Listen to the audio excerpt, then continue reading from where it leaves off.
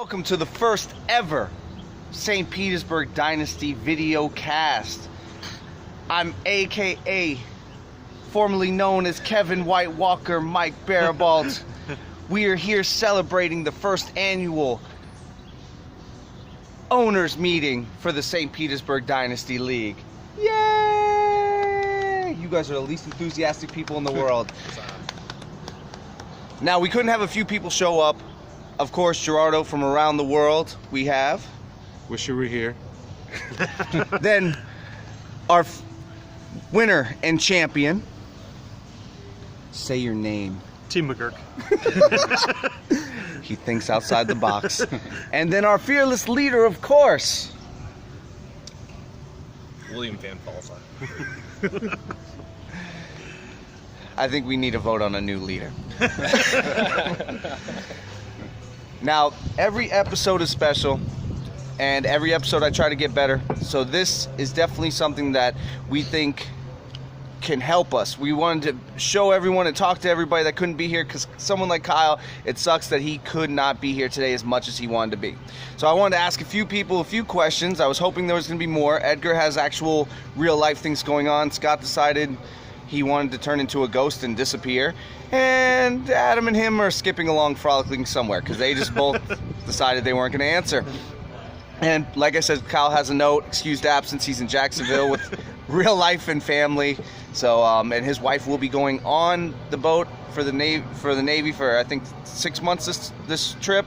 And so we wish her luck. Say wish Stephanie luck, guys. Good luck, Stephanie. Good luck, Stephanie.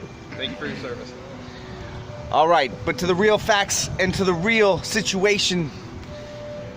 Timmy, what does it feel like to have won the league? I'm just in awe. Can't believe it. You guys all suck. Going for the two-peat. It was really easy for me. Yeah, it was. I didn't actually change my lineup for That's a good question. like 17 straight weeks. No, I want to ask that. I really want to ask the question. Team was that good. You have barely made any waiver claims this season. I mean, you made like 5, and I don't even think they were that significant. I think you had one significant one. How many times did you really change your lineup? Was it often, or did you mess with it at all? There were a couple guys that I had to plug and play. Bye-week stuff. I had some fringe, like Sammy Watkins. You always thought about it. Never pulled the trigger, unless everyone was on bye. Kelvin Benjamin was that way too. Yeah. Then he got traded, so I didn't know what to do. But yeah, my team, no injuries, pretty stacked. Alvin Kamara turned out to be a good draft pick. It was. Yeah, one. I mean, great. rookie of the year. Great draft pick. Yeah. So, and you got him first round? Second round. Second I round. traded my first round away, so he was my second round pick. Well, Couldn't have worked out better. Yeah. And for a year that just had an unprecedented amount of injuries, Right. you had like none on your team. None. None. So that was definitely beneficial. Well, I'm glad that you brought up injuries, and y'all are going to see why. Turn me more this way. It's like you're half your team. Yeah. Honestly. So you had injuries on top of injuries on top of injuries, and then your best running back, the top running back probably would have been this year, Yes. goes down or gets suspended. Yes. And plus you're dealing with it before the season even starts. What did you have to do to make it to the finals? Honestly, what I did is I kind of took advantage of the flex position, and I really put like guys that were maybe not my key players, but were people that were performing weekly and were consistent every week. So I tried to put in the best guy there, really looked at their projections and try to look at what they were up against. Luckily, for like a majority of the season, it was working in my favor. And at the end, it all blew apart when I lost Ezekiel Elliott. Yeah. So, but I was so lucky, and I was just grateful to play with you guys in this great league. Wow. He had the Deshaun Watson draft pick too, Yeah. which turned out to be amazing. Oh, and that's what I was going to ask you next. When it came to quarterback, you don't get Andrew Luck all season. When you were expecting to get him back, week 4 or something they were talking about originally? Deshaun Watson steps up finally, because he wasn't even supposed to start. He comes in second half of the first game and turns it on second game. You lose him. What was that like trying to figure out? Did you ever just go, I'm done for the season? I did. It was like in the back of my mind. I was like, man, I'm down. But one of my fellow league members told me that the most important key part of your league is the running back, and I had that running back position, and luckily I had a third string quarterback that was performing, or my third string in my league that was performing all right, and I was able to get the points. And who was that person? I forgot who it was. Wow. Yeah. But this was in your other league, though. It wasn't no one from this. No, this is in the same league. I think it was me. Yeah. I'll take credit for everything that goes on that worked out. That was me. Yeah. Sage wisdom. Now, we have a lot to thank of one special person, because years of trying to get a dynasty league together is hard. It's hard to get these types of leagues together because it's a lot of effort and a lot of time you got to put into it. So I would like to put the camera on someone very special that made this work. Myself. Sam, you were able to pull this league together. We are now going to be going on year 3 of this league. Now, Kyle and I are very good at this. We had a lot of people that like fantasy football, but we couldn't put this together. You did. What do you think has made it successful up until this point? Definitely communication. We do have a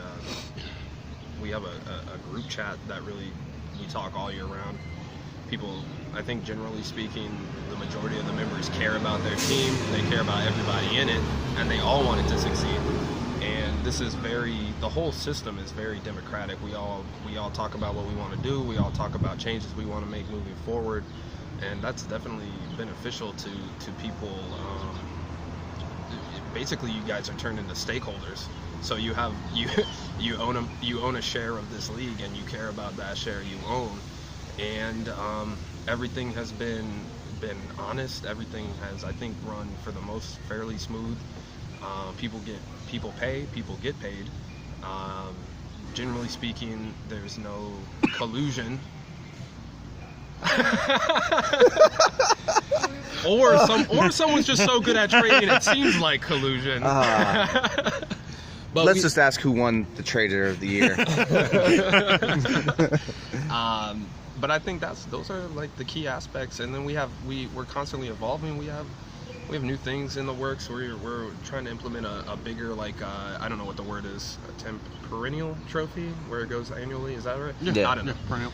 Even though we already have one and it's pretty big as it is. Yeah, where is that? I didn't bring it because you said you're getting a new one. I'll wait. I can go pick it up. I live 10 minutes away.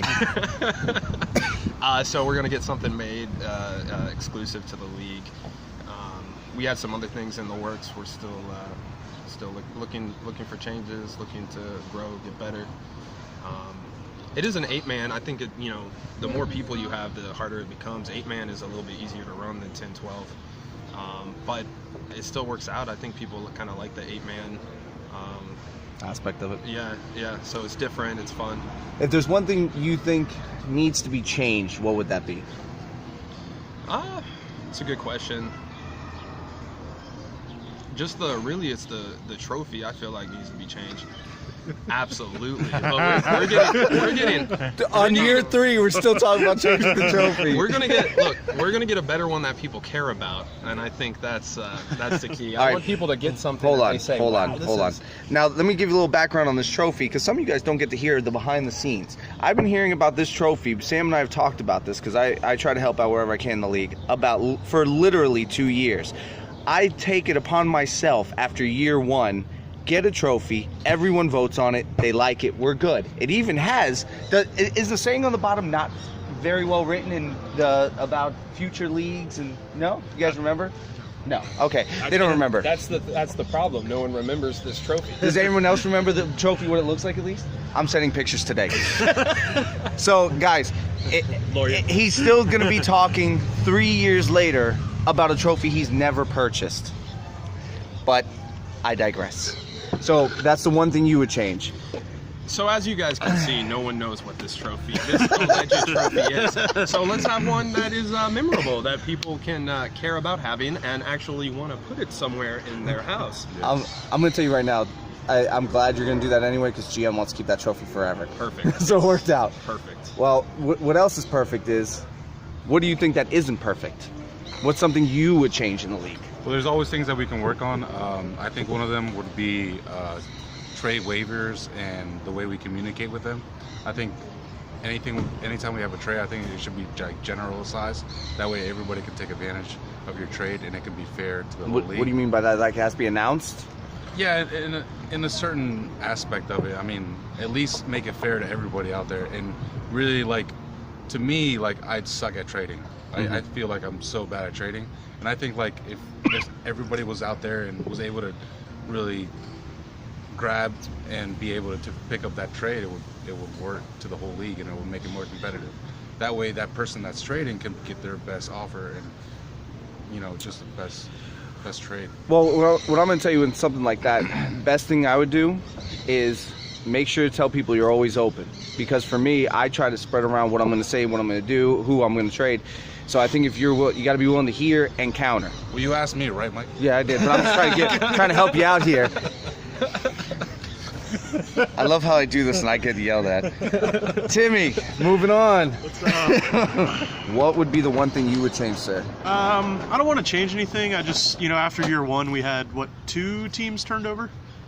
Yes, 2 teams turned over. Yeah, so I just want to make sure that everyone's back next year. We keep it competitive, keep talking, and yeah, that's what. I don't really want to change anything. Just want to make sure we keep it going, really. Well, I think for the most part, Sam's done a great job. For the most part. If it wasn't for me, this league wouldn't be as great as it is. But I think the main thing is I agree with you on the trading aspect. I think we all need to be more open to talking things out, sending offers to each other, not just saying, oh, that's a terrible offer, I'm not going to counter. Or if you send me an offer and I know you're talking to someone else, don't get upset that I'm trying to raise the price on you when I know you don't want my offer.